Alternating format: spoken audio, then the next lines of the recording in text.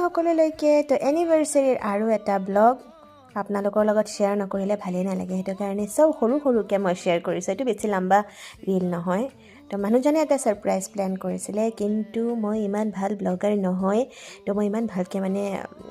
record কৰিব নোৱাৰিলোঁ তো মোৰ কাৰণে এটা ধুনীয়া কেক অৰ্ডাৰ কৰিছিলে আৰু মই ৰেড ভেলভেট কেক খাই খুব ভাল পাওঁ তো FNPৰ পৰা অৰ্ডাৰ কৰিছিলে তো তাকে কেক কাটিবলৈ বুলি বুঢ়া বুঢ়ীয়ে সাজু হৈছোঁ আমাৰ ভতিজা ভতিজীৰ লগত পোৱালিকেইটা নাথাকিলে আকৌ ঘৰত ভালেই নালাগে সৰু সৰু মুহূৰ্তবিলাক এনেকৈ ফূৰ্তি কৰি খুব ভাল পাওঁ আমি দুটাই জীৱনৰ সুখ দুখ সদায় লাগি থাকিব নহয়নে কিন্তু সুখেই হওক দুখেই হওক ফূৰ্তি কৰিবলৈ মানুহে কিন্তু জানিব লাগিব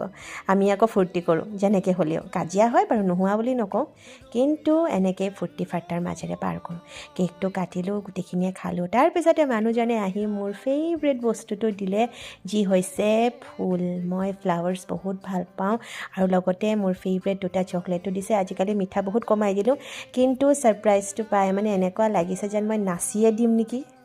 আৰু এয়া হৈছে মোৰ এনিভাৰ্চাৰীৰ মই প্ৰিপেয়াৰ্ড কৰা খানা তো ব্লগটো চাই কেনেকুৱা লাগিলে জনাব আজিলৈ সকলোকে বাই বাই গুড নাইট